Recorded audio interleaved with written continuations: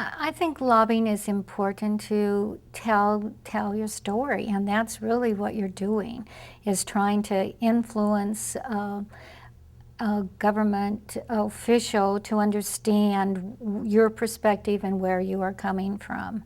I think it's very important. I think that we were successful because we did all avenues. I said earlier about kitchen table lobbying. First of all, you made your contacts and you got to know people either through writing or through phone calls.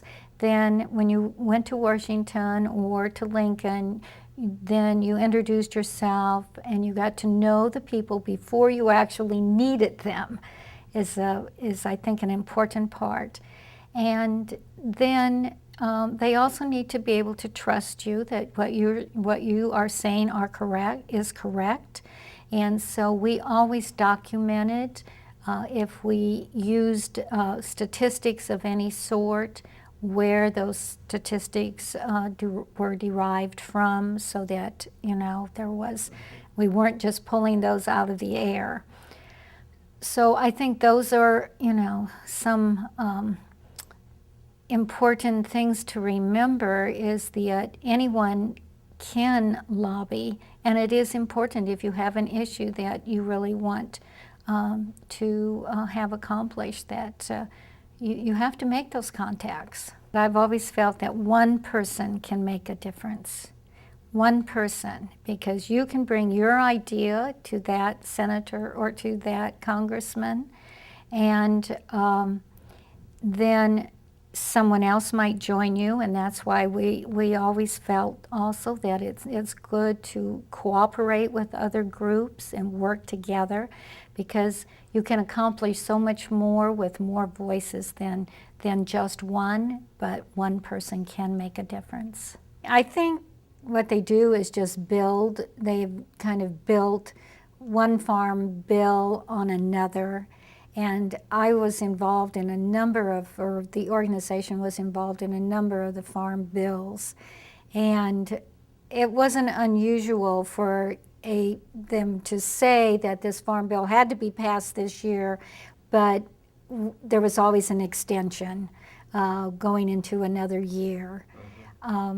I remember back in the 80s was a PIC program where you took your land out of production because we supposedly had overproduction.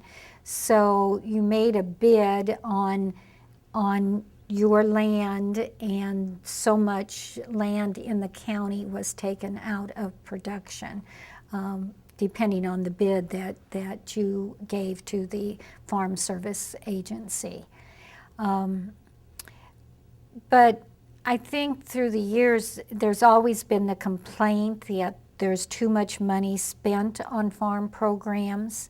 And really, the food stamp program, there are a lot of other consumer programs that are included in the farm program that people are not aware of.